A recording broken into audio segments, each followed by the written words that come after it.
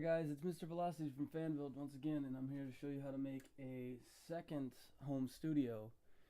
Now, the first one I showed you how to make was this one right over here. It's a little cave with the microphone inside, and it has the pop filter on the outside.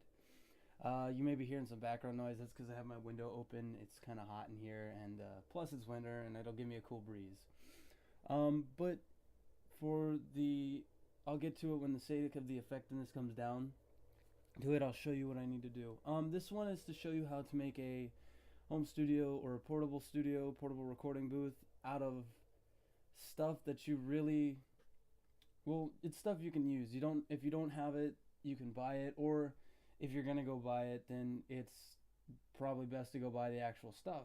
But if you have some stuff laying around the house, that you can just use, I'll show you two ways to make it. One involves a music note tablature stand, and the other involves an overturned laundry basket. They're both really cool methods, and they both really work. And so I hope you enjoy, and I hope you learn from this. Alright, now I'm going to switch over to the demonstration mode, and I'll narrate with it. Thanks, guys. Alright, so the first method we're going to use is the overturned laundry basket method. Now, this method is really easy. Just requires three things: a microphone, your two fleece blankets. Actually, it requires more than that. It requires also the tablature stand and a robe of some sort, your interface. It requires a lot. I'll show you in the video, and then I'll do a recording, and hopefully I can edit out this bad noise from moving around my mic. But I'll show you in a step-by-step process. So let me move my microphone first to where it's not causing too much noise, and I can get it out of the way so I can use it while recording. So first, you're going to want one of these. If you don't have one, you can find something as high as this, and it'll work. Empty it. I'm going to place this right here.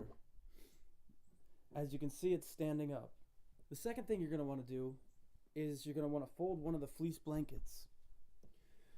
So while this blanket is being folded, this method will actually help your back a lot better because you're not hunched over like when I showed you in the first video.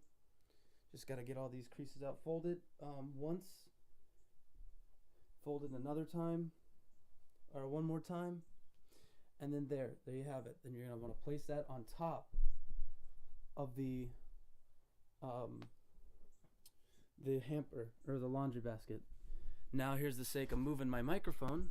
You're going to want to take the microphone, bring it up here. I'm going to move this over some so it'll actually help my me show you in a better way.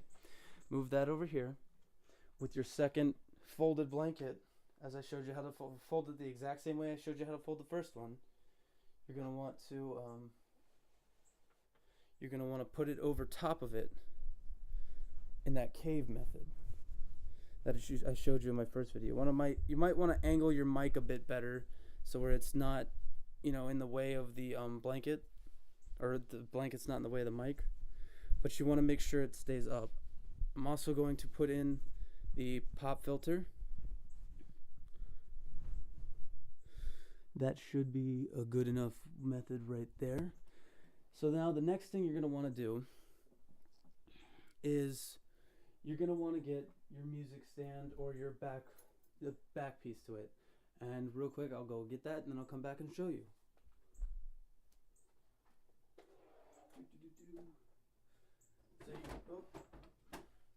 So if you can see me from behind here, I have the music stand right here. I'm gonna open this up, pull it up a bit to pull it up a bit to where it'll open up, and I'm gonna set that behind the microphone. And when I set that behind the microphone, what that does is it'll give it an area to stand behind. Sorry about all the noise. It'll give it an area to stand behind while I set this other thing up. And that is the robe that I told you about. Now the robe will act as a background to get rid of most of the reverb that's in the room, if there is any. I'm going to set this over top here. This will cause it to come forward a bit. Now as a test, testing, 1, 2, 3.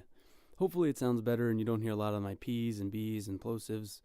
And this is really one way of making the effective studio. The other way is the same exact method, but instead of this, you're going to be using this, which is a stool. And it's actually higher up.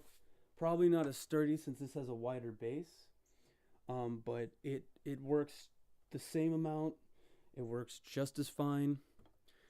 And well, I actually just hope everybody can learn from this, make their own variations. The reason I decided to make this one was because when I made the first one, there was a comment on the video that said, dude, get a mic stand. So I said, I don't have the money for it. Why not make one? And so I did, and it actually comes out pretty well. And with that, I hope you guys enjoyed the video, and I hope you guys learned a lot. I know I said I'd show you how to make two, but as I said, it's just the same thing with just a stool. So it's pretty easy to understand that it's not hard to make. If anything, the music stand might cost you just the extra money.